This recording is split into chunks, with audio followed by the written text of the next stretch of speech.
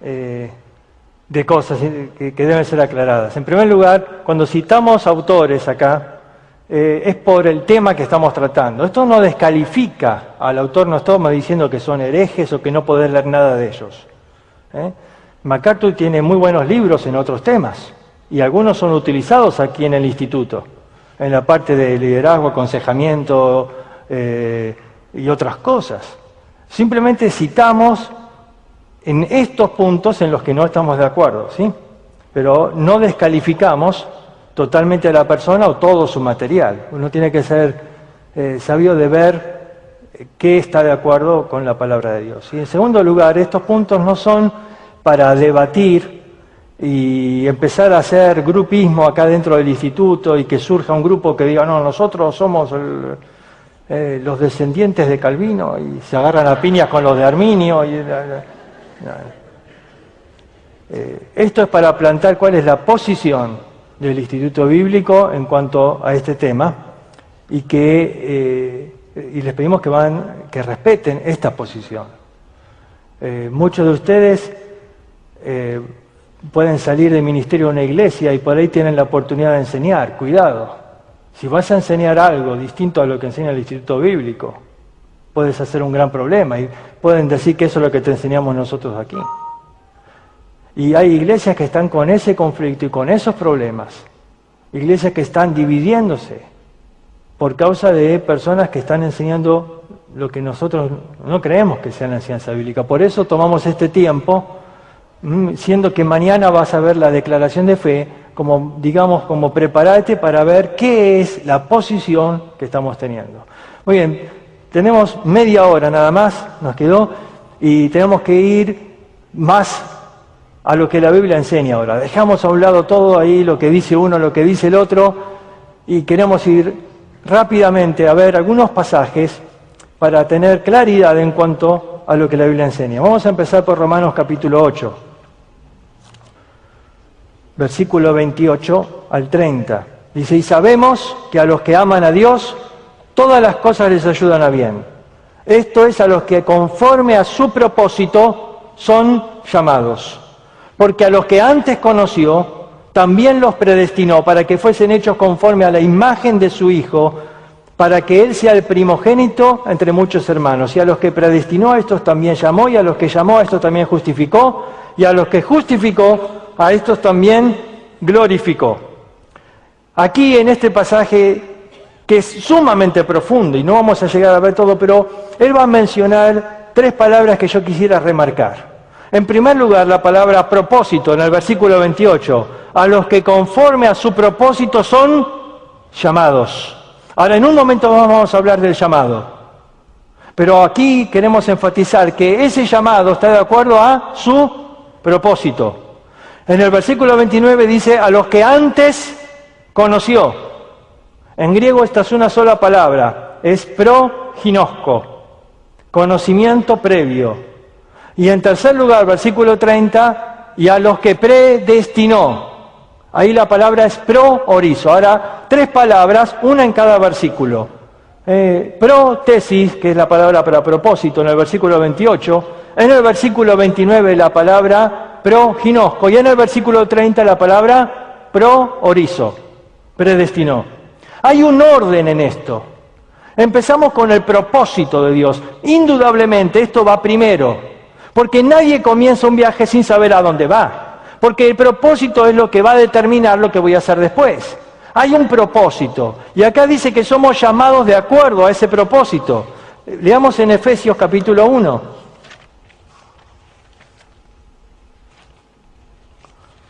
Versículo 11.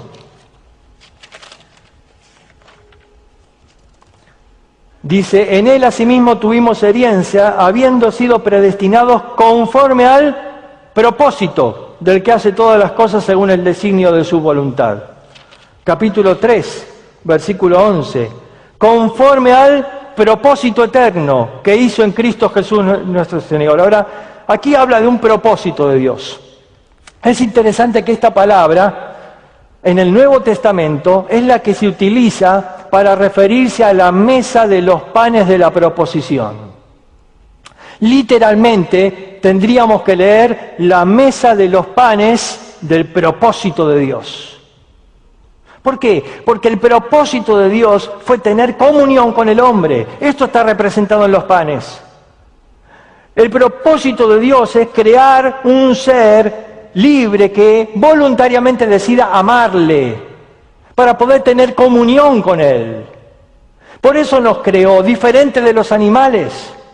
Esto es lo que hace la distinción. Dios nos dio espíritu, nos hizo a su imagen y semejanza. ¿Para qué? Para que podamos tener comunión con el Dios eterno. El pecado es lo que ha roto el propósito de Dios y ha quebrado la comunión entre un Dios santo y un hombre pecador.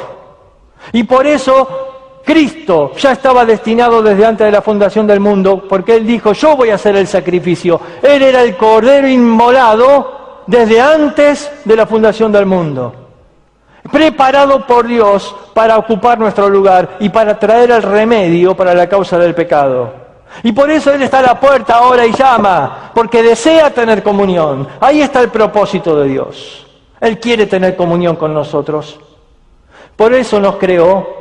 Ahora, después del propósito aparecía la palabra proginosco, a los que antes conoció. A esto llamó. Y entonces te predestinó. Ahora, predestinación no significa que está marcado todo en tu vida.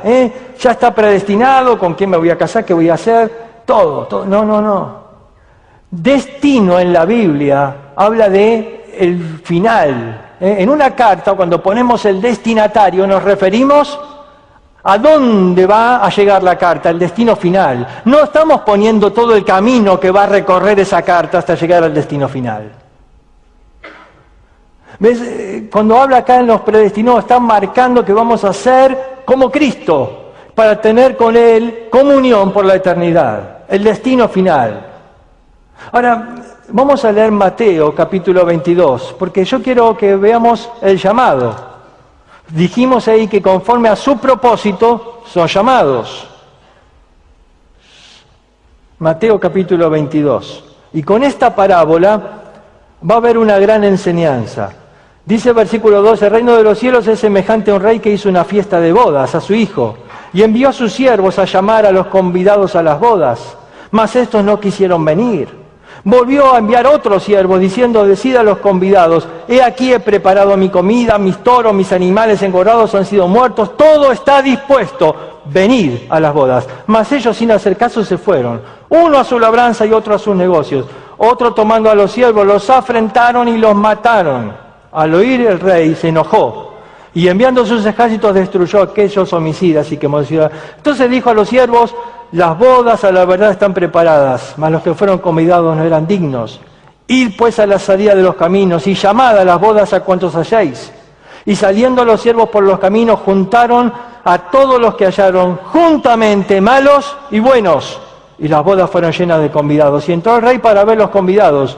Y vio allí a un hombre que no estaba vestido de boda. Y le dijo, amigo, ¿cómo entraste aquí sin estar vestido de boda? Mas él enmudeció. Entonces el rey dijo a los que servían, atadle de pies y manos y echadle a las tinieblas de afuera. Allí será el lloro y crujir de dientes. Porque muchos son llamados y pocos escogidos. Ahí quería llegar. Muchos son llamados y pocos escogidos. Viste que antes decía MacArthur que la misericordia de Dios es extremadamente estrecha porque la puerta, el camino es angosto y pocos son los que la hallan. Dios determinó que sean pocos. ¿No tenía Él poder de salvar a algunos más? ¿Por qué Él quiere que sean pocos los salvos? No, Él no quiere que sean pocos. Él quiere que todos los hombres sean salvos y vengan al conocimiento de la verdad. Eso dice la Escritura. Él quiere la salvación de todos. Aún en el Antiguo Testamento dice, yo no quiero la muerte del impío. Que sean salvos y vengan al conocimiento de la verdad. Eso dice la Escritura. Él quiere la salvación de todos. Aún en el Antiguo Testamento dice, yo no quiero la muerte del impío. Él no quiere que se pierdan. En el amor de Dios, Él tiene un corazón que tiene pasión por todos. Yo escuché decir, Dios es el soberano, y un soberano no ruega, un soberano no sufre, un soberano no llora. Dije, bueno, entonces, ¿en quién Dios estoy creyendo yo? Porque en la Biblia yo veo a un Dios que llora, a un Dios que sufre por amor. Es que no podés desprender el sufrimiento del amor. Toda madre sabe que si ama a su hijo va a sufrir cuando su hijo está enfermo. ¿Ves? El amor lleva implícito esto del sufrimiento. Y por eso leemos en Oseas, por ejemplo, capítulo 11, se inflama toda mi compasión. Algo inflamado es algo que duele, y le duele el corazón a Dios. Por eso vas a encontrar cantidad de pasajes en la Escritura, que no tengo tiempo ahora para citarte todos en esta noche, que habla de el gran amor y compasión y el dolor y el sufrimiento de Dios. Y por eso Él ruega, y por eso está a la puerta y llama. Y por eso está llamando con desesperación, porque la expresión en el original ahí, cuando dice yo estoy a la puerta y llamo, es golpeo. Pero después dice, si alguno oye mi voz. Quiere decir que está golpeando, pero está llamando, está diciendo, ábreme, ábreme, ábreme. Una persona que golpea y que grita es porque muestra su deseo intenso de entrar. Dios está representado aquí por este hombre que hizo la fiesta y dice, yo quiero que mi casa esté llena. Vayan, dice, a buscar. Los que fueron invitados, ¿quiénes eran? Los judíos. Ellos rechazaron y aún, dice, a los siervos los mataron, hablando de cómo mataron a los profetas. Pero dicen, vayan ahora, vayan por afuera, inviten a todos. En Lucas, el pasaje paralelo, Lucas 14, dice, vayan, inviten a los cojos, a los mancos, a los pobres, búsquenlos y fuérzalos a entrar, dice la Escritura, fuérzalos a entrar. ¿Por qué? Porque ahí los vas invitando y quizás el pobre dice, no, yo no tengo plata para comprar un vestido nuevo, yo estoy todo sucio, no me va a dejar entrar el rey así. Y tú tienes que decirle, entra, el rey se va a ocupar, el rey te va a vestir, el rey te va a lavar. Y el manco quizás dice, pero yo no puedo comprar un regalo. No tienes que llevar un regalo, entra. Quizás el paralítico dice, yo no tengo manera de ir hasta la boda. Vamos, yo te llevo, como los 4 que llevaron al paralítico, ¿se acuerdan? Y lo bajaron por el techo. Vamos, fuérzalos a entrar. Este es el concepto. Es esa pasión que Dios va demostrando página a página de la Biblia, aun cuando termina el Apocalipsis, diciendo todo aquel que tenga sed, venga y beba gratuitamente. La invitación es a todos.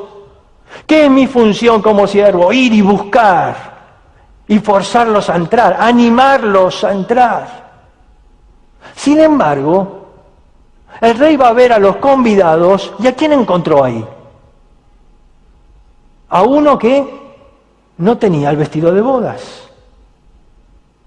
Pero no había invitado a todos.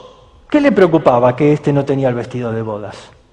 ¿No estaban todos invitados? ¿No dijo, vayan, puso algún requisito a quién invitar? No, dice, vayan a todos. Entonces, ¿por qué se enojó con este? Porque hay una condición. En aquel tiempo, cuando un rey hacía una fiesta, tenía un método muy simple de evitar los colados. ¿Sabe cuál era? Bueno, preparaba todos vestidos iguales. Todos vestidos de bodas iguales. Todos eran túnicas con un mismo color. Nadie tenía que sobresalir ahí del novio y la novia que iban a ser el centro. Así que si tenían 1000 invitados, había 1000 vestidos. Y cuando entrabas por la puerta, se fijaban, tú eres un invitado, sí, ahí te ponían la túnica y entrabas. Y entonces si veías a alguien que no tenía el vestido de bodas, ¿qué significaba? Este no entró por la puerta. Este no entró por la puerta, es un colado. ¿Sabes? La pregunta, la gran pregunta es, ¿a quién eligió Dios? Aquí vemos que el Señor eligió a todos. Sí, pero había un requisito, pasar por la puerta. Este no pasó por la puerta, atadle de pies y manos y échenlo afuera. ¿Ves? Hay un requisito, es pasar por la puerta. ¿Y quién es la puerta?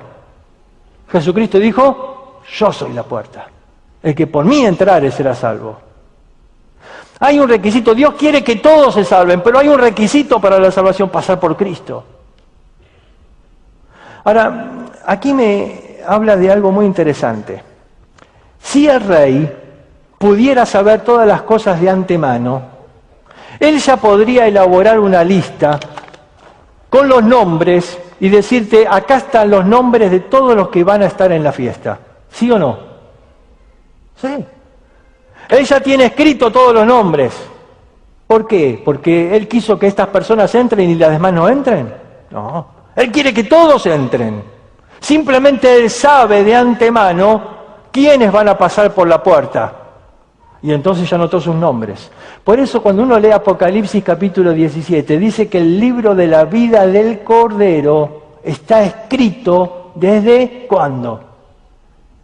Desde el principio de la fundación del mundo. ¿Por qué? Porque el Señor ya sabía mi nombre y ya sabía que iba a depositar mi fe en Cristo. Ya sabía que iba a pasar por la puerta. Así que Él ya escribió mi nombre ahí. Ahora te quiero decir, esa lista no la tiene nadie acá.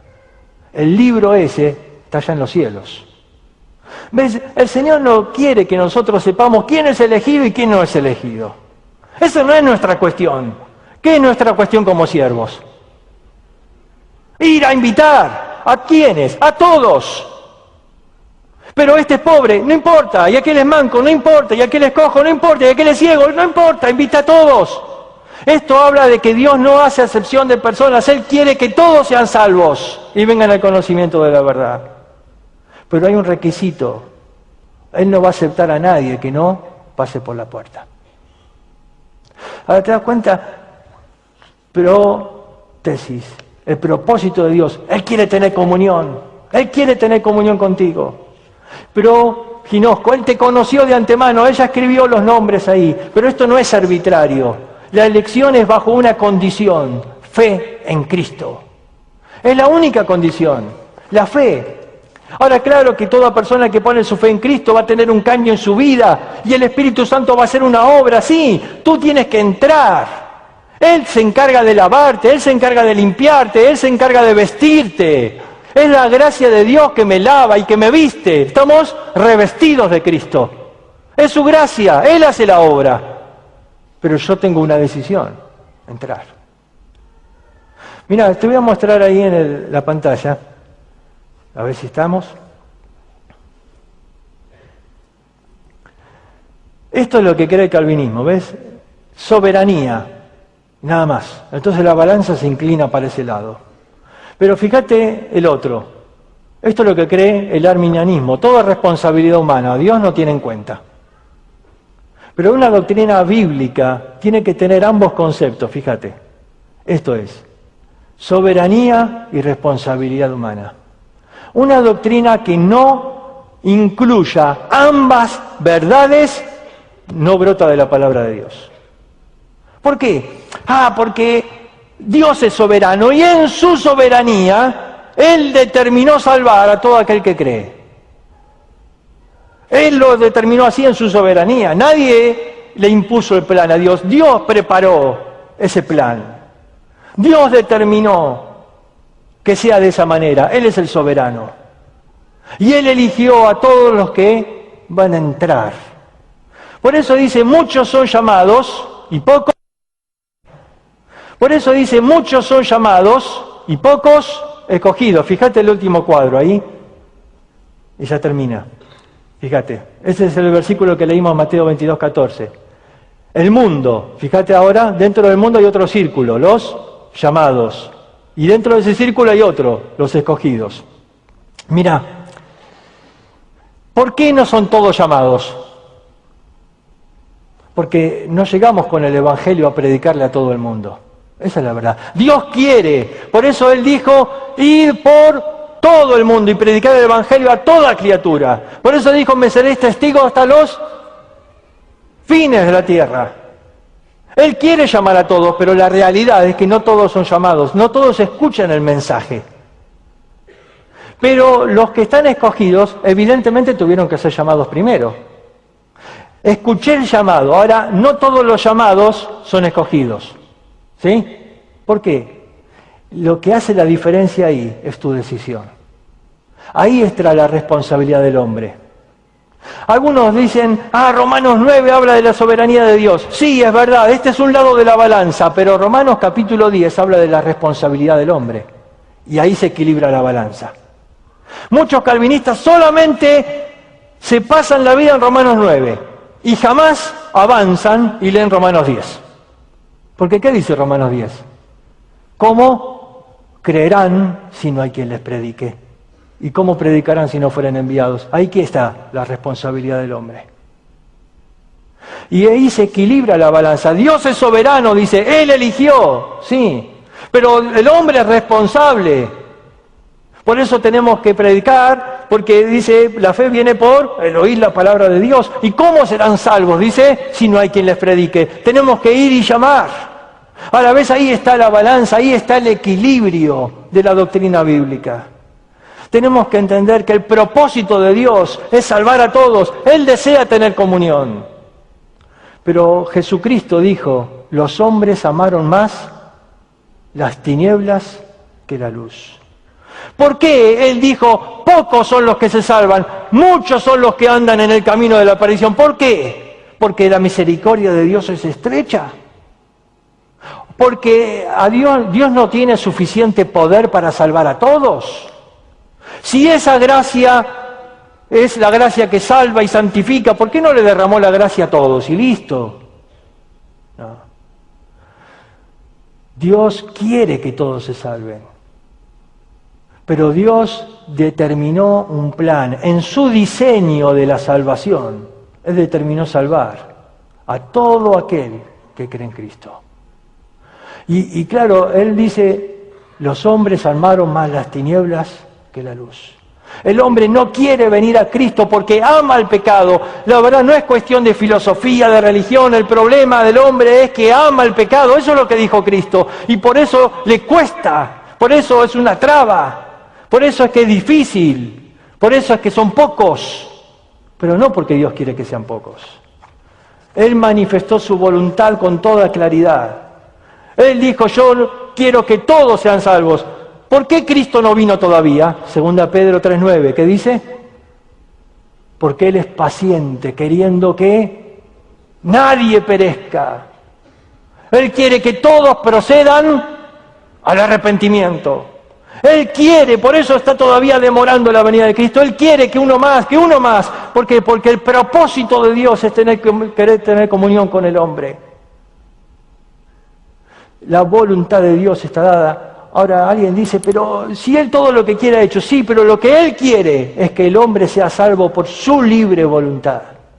Dios, como decía el pastor David, no hizo títeres, no hizo robots, que apretás un botón y entonces adora. Te adoro, Señor, te adoro, Señor, te adoro, Señor. ¿Para qué sirve esa adoración? ¿Pensás que Dios se complace en esa adoración?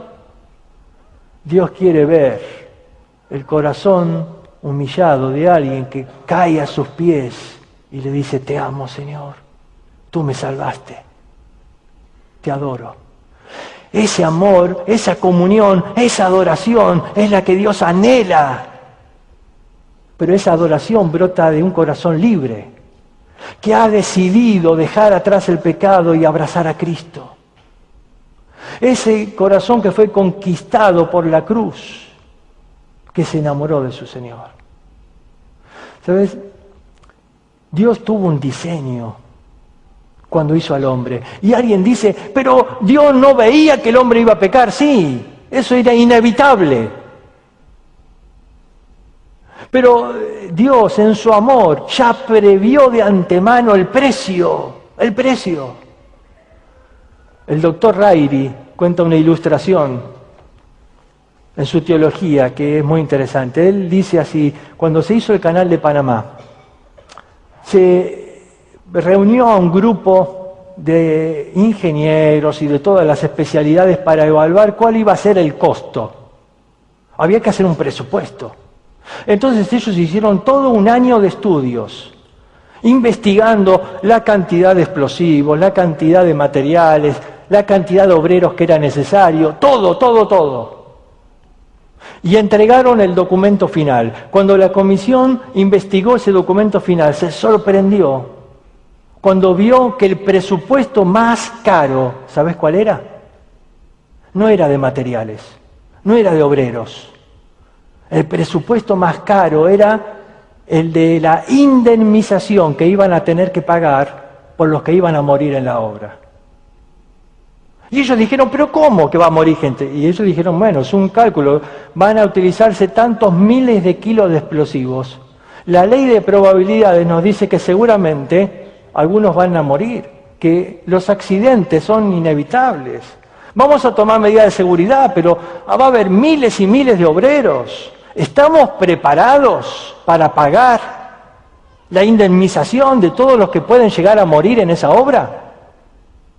Y entonces dice que la ONU no aprobó que se comenzara a construir hasta que se depositara en un banco en Suiza el dinero que estaba presupuestado para la indemnización por los que iban a morir. Ahora yo te pregunto, ¿esos ingenieros que hicieron ese estudio son responsables del que se murió en una explosión? ¿Qué culpa tienen ellos si el otro puso la dinamita y se olvidó de salir corriendo? Nada. ¿Son responsables? No, no son responsables. Pero ellos previeron. Ellos dijeron, va a morir gente. Y acá está el precio. Dios no es responsable del pecado. Pero Él vio que el hombre iba a caer. Y ya de antemano el precio estaba depositado en el banco celestial, la sangre del Cordero. Por eso dice que el Cordero fue inmolado antes de que existan los corderos. Pero ya estaba inmolado, ya estaba el sacrificio. Cristo mismo dijo, yo soy el sacrificio, yo voy a morir por el hombre. No había otra alternativa. ¿Queremos crear un ser libre? Ese ser libre puede pecar. Es más, Dios que lo sabe todo, decía, va a pecar. Por más que me pese y me duela, pero va a pecar. Pero yo ya voy a proveer la solución para él. Yo ya voy a proveer el remedio, la sangre de Cristo. Ya estaba desde antes de la fundación del mundo, el precio ya estaba pagado. Para que todo aquel que en él cree no se pierda. ¿Sabes? Yo creo que Satanás es muy astuto. Y hoy en día el punto que todavía más se discute es el del Evangelio. Y hoy todavía hay muchos que en lugar de predicar el Evangelio están desanimando a los creyentes, diluyendo la pasión por las almas. Diciéndoles que no hay que invitar a una persona a levantar la mano. Fuérzalos a entrar. Spurgeon dio un gran mensaje llamado así, fuérzalos a entrar. Él decía, los calvinistas me van a odiar por este mensaje, pero es lo que Dios puso en mi corazón. Y él dice, aquí yo veo 3 mandatos. El primer mandato dice, búscalos. El segundo mandato dice, tráelos. El tercer mandato dice, fuérzalos. Búscalos. ¿Por qué? Porque el Señor vino a buscar y salvar lo que estaba perdido y ahora me manda a mí a buscar. Tráelo. ¿Por qué? Porque no quiere venir por su cuenta. Tráelo. El paralítico no puede venir solo. Tráelo. Fuérzalo. Tienes que animarlo, tienes que empujarlo, tienes que decirle, Dios se va a encargar de tu suciedad. Si vamos predicando que tienen que tomar la cruz, que tienen que dejar de pecar, que tienen que aborrecer a padre y madre, para entonces ser salvos, escúchame, no estás forzando a entrar a nadie, al contrario, los estás alejando a todos. Hay que animar a entrar a la gente a la salvación. Y una vez ahí, dentro de la casa del Padre, enseñarles cuál es la voluntad del Padre. ¿Se dan cuenta? No puedo estar predicándole santificación a una persona que todavía no tiene la luz del Evangelio, que no puede entender que está cegado por Satanás. Necesitamos predicarle. Cómo me duele cuando Paul Washer dice que los niños, no pueden entender el mensaje de salvación. Así dicen un mensaje. Dice, no les tenemos que predicar porque ellos todavía no son capaces de entender el mensaje de salvación. ¿Cómo me hubiera gustado que esté acá en el verano para que charle con los niños? Que yo creo que comprendían el mensaje de salvación mejor que muchos adultos. Que tienen una fe sincera, genuina, sin tanta complicación. ¿Cómo que no tenemos que predicarle a los niños? ¿Qué vamos a esperar? ¿Que se hundan en el pecado donde después va a ser mucho más difícil sacarles? ¿Sabes? A mí me duele el corazón escuchar a muchos que se creen sabios y lo único que están haciendo es diluyendo la pasión, quitando las ganas de salir a la obra misionera, robando el fervor de predicarle a los niños. Y discuten acerca de teología y acerca de si somos pelagianistas o semipelagianistas. Y yo digo, pero ¿por qué no te dejas de tanto pelagianismo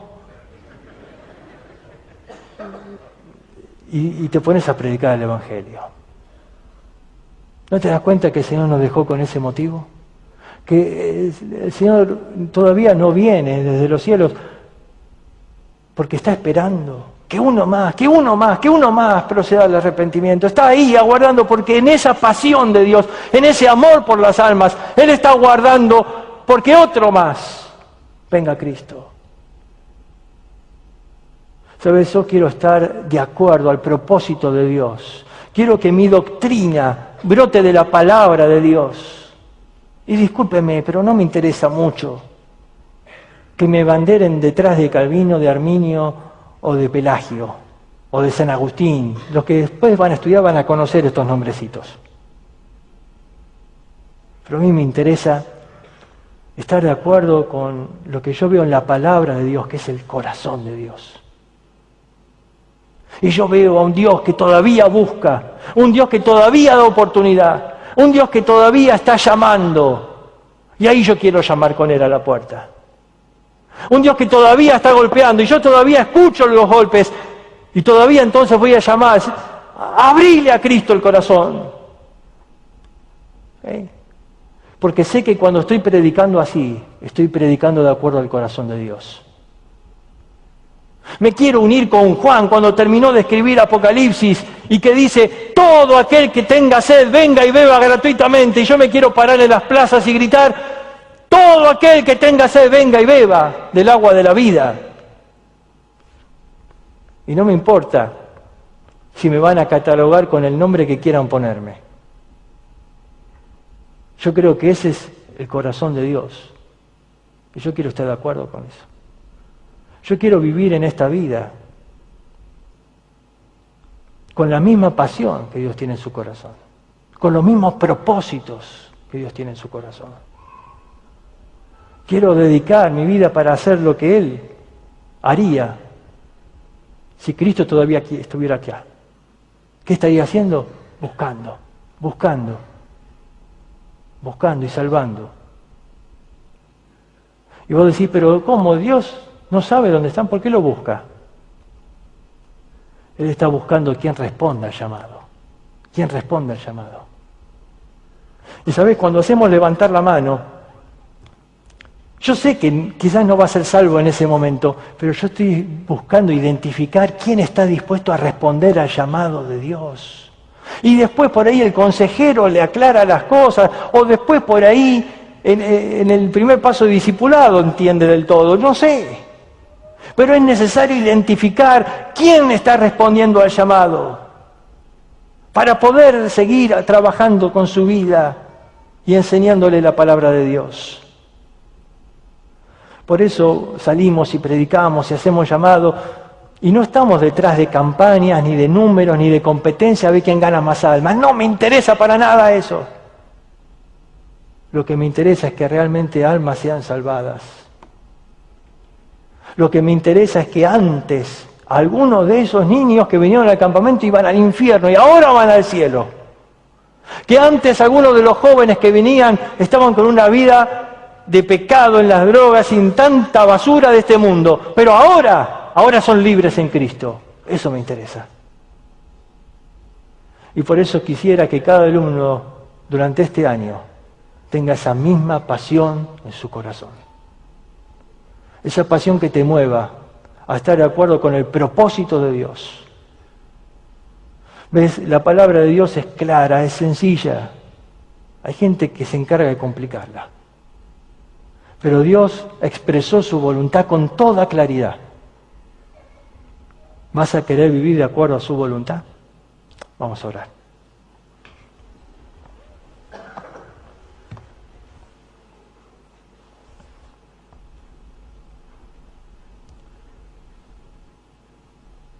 Oh Señor, te rogamos